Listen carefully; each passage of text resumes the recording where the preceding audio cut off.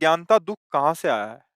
हमारे भ्रम से, हमारे भ्रम से। स्वप्न देखा है? उसमें दुःख-सुख होता है? नहीं, दुःख-सुख स्वप्न में अनुभव में आता है? गुण-अवगुण अनुभव में आता है? अनुकूलता-प्रतिकूलता अनुभव में आती है? उसमें होता कुछ नहीं। एकमात्र मन का सारा फैलाया हुआ जाल होता है। मत्तः परतरम नान्यत् किंचिदस्ति धनंजय।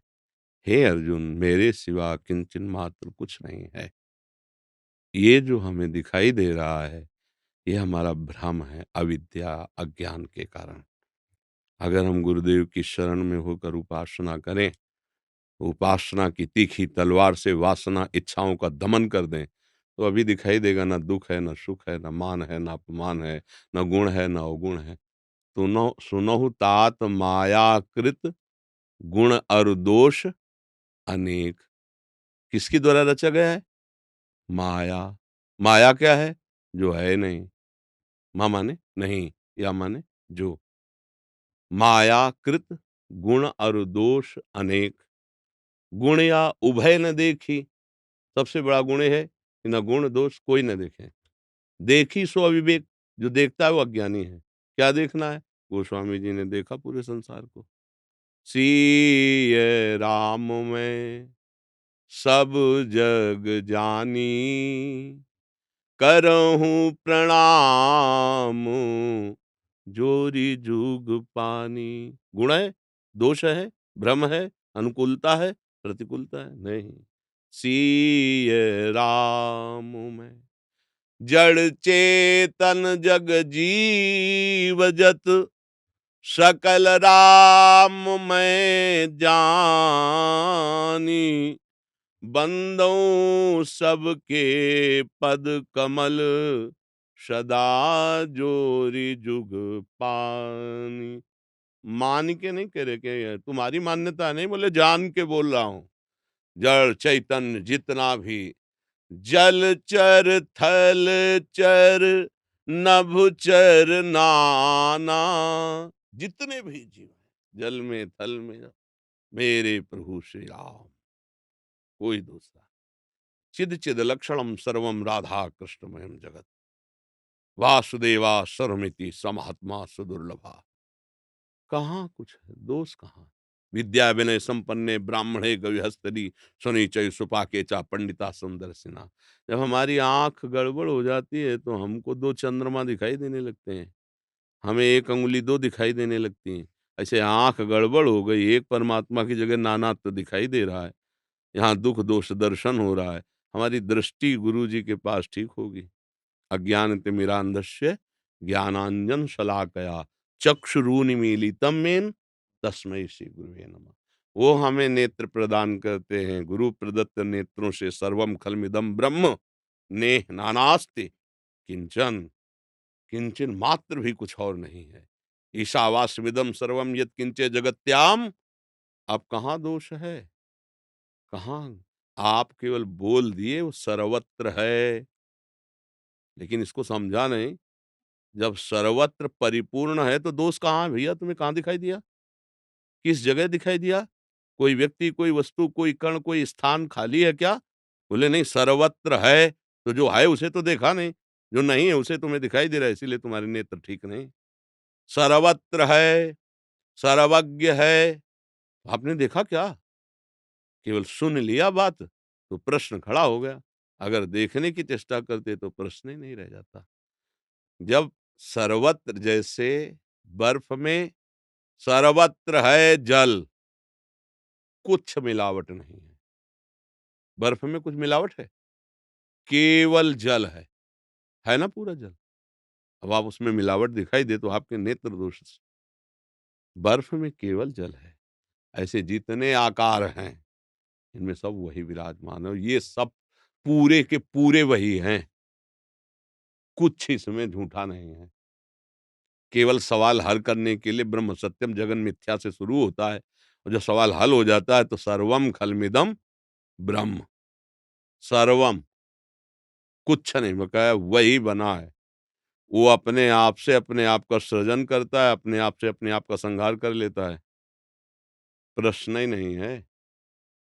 अब इस समाधान के लिए साधना करो।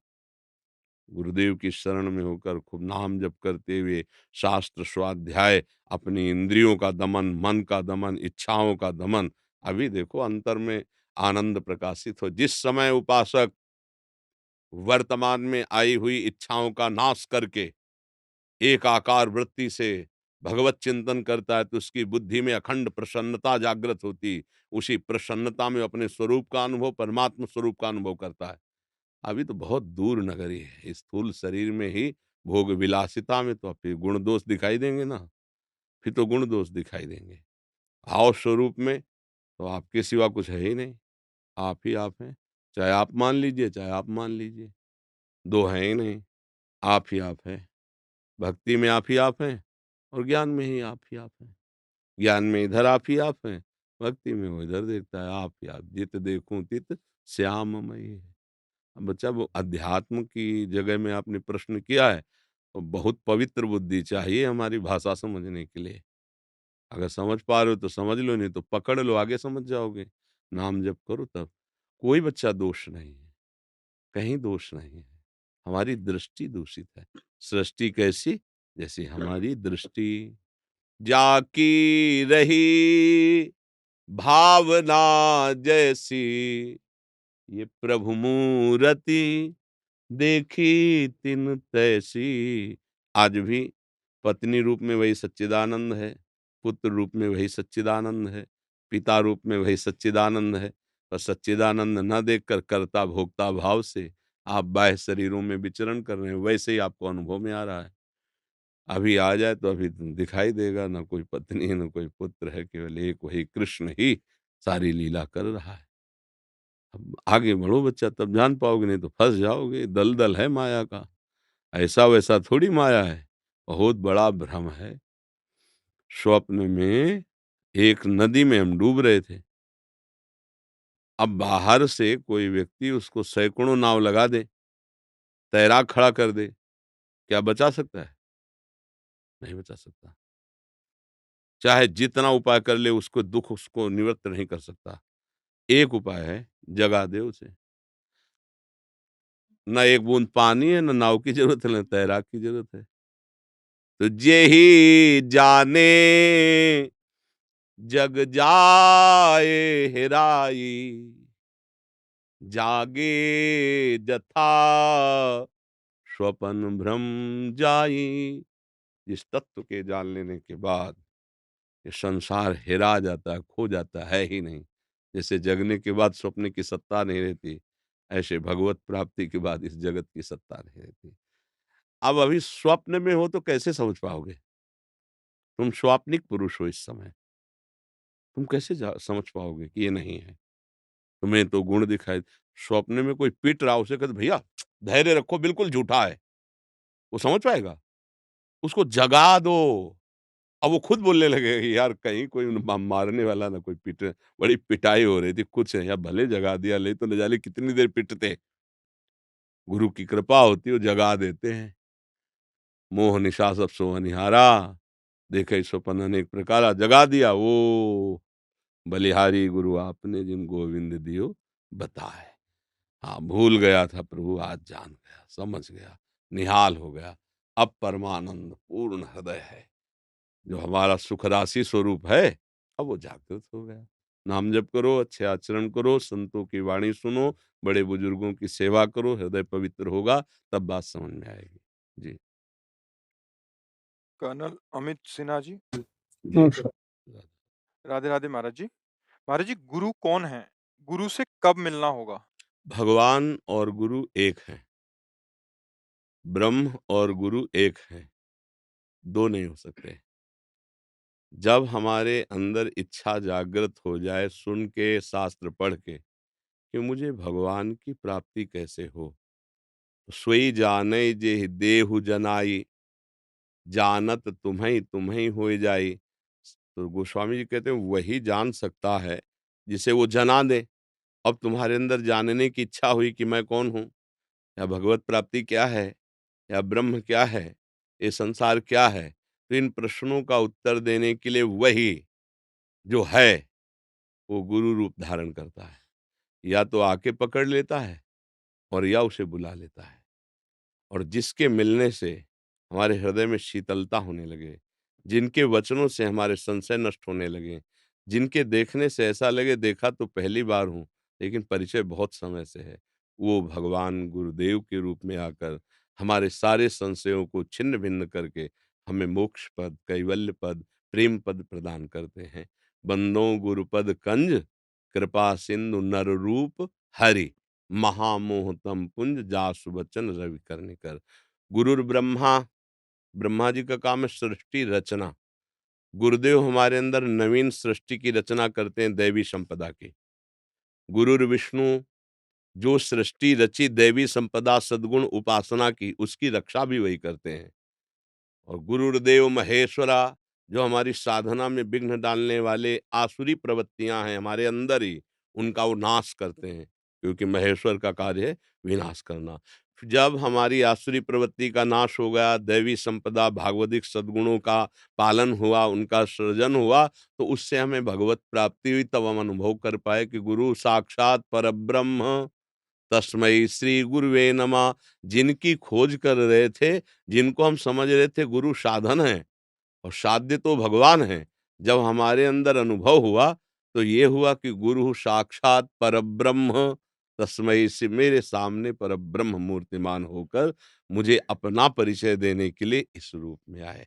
फिर जहां उनका परिचय प्राप्त हुआ, तो फिर परिचय में आता है कि अखंड मंडलाकारं व्याप्तम येन चराचरम।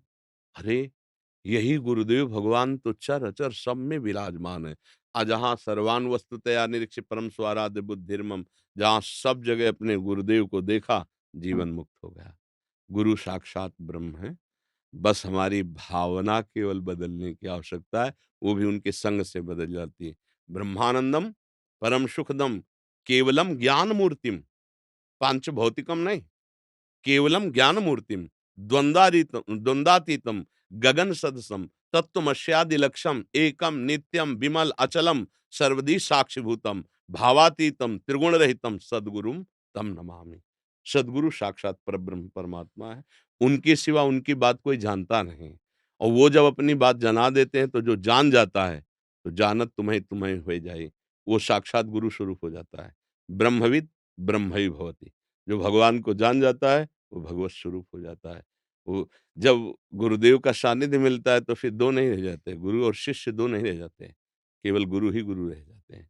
शिष्य का अहम गुरुदेव में समर्पित हुआ तो गुरुदेव उसके हृदय में प्रकाशित हुए, तो गुरुदेव ही साक्षात परब्रह्म। जहाँ अनुभूति हुई तो जानत तुम्हें तुम्हें हो जाए, अब 2 नहीं रह गए, 1 रह गए। और वही एक संपूर्ण सृष्टि में दिखाई देने लगा। अब बहुत नहीं रह गए, 1 रह गया, मुक्त हो गया। क्योंकि फँस गया था एकोहम बहुश्यामा में। अब बहुश्यामा से एकोहम में आ गया, जीवन मुक्त हो गया। समझ पा रहे हैं आप? गुरु कोई व्यक्ति नहीं है और व्यक्ति कभी गुरु नहीं हो सकता। हमारे भगवान ही हमारे गुरुदेव हैं, गुरुदेव ही भगवान हैं। बस हम उनके वचनों का पालन कर लें, क्योंकि भगवान के वचनों को सुनने के लिए हमारी श्रवणेंद्रिय में सामर्थ्य नहीं। तो भगवान ने अपने चिदानंद रूप को छुपा करके पांच भौतिक रूप के अंदर आकर के हमको समझा करके अपने स्वरूप का बोध करा देते हैं। हर शिष्य अपने गुरुदेव पर भगवत भावना करे। भगवत भावना करके गुरुदेव के वाक्यों का केवल मनन करे, सब काम बन जाएगा। अगर गुरुदेव जो वाक्य सभा में बोल रहे हैं, अगर वो स्वीकार कर लो, सभा में इसलिए कह रहे हैं कि कोई भी महापुरुष सभा में जब बोलेगा, तो शास्त्र प्रमाणित बोलेगा। अगर नहीं बोलता तो फिर वो मूढ़ता छाई हुई है। एकांत में उनकी स्थिति को जान पाना बड़ा कठिन है। जो एकांतिक महापुरुष होते हैं, उनकी स्थितियाँ बाह्य लोकतीत होती हैं, लोकातीत होती हैं। कोई-कोई वेदातीत भी होते हैं। उन अवधूत महापुरुषों को हमें समझ पाना बड़ा कठिन है। इसलिए उनके वो वाक्य जो समाज में निकल रहे हैं, क्योंकि सर्व मंगल के लिए हैं, उसको हमें स्वीकार करना चाहिए। गुरु का प्रगट में सानिध्य मिले ना मिले, उनके वचनों के सानिध्य में रहना चाहिए। यदि प्रगट सानिध्य में और उनकी आज्ञा का पालन नहीं कर रहे तो लाभ नहीं मिल पाएगा। अगर उनके वचनों पे हम चल रहे हैं, हजार कोस दूर हैं तो भी लाभ मिल जाएगा। क्योंकि गुरु वहीं हैं, तुम्हारे हृदय में ही हैं, तुम्हारे आस-पास हैं, कण-कण में। जब अखंड मंडल में व्याप्त हैं, तो तुम्हारे अंदर भी तो व्याप्त हैं, बाहर भी तो व्याप्त हैं, वो सर्वत्र हैं, तो बस उनकी आज्ञा का पालन करें।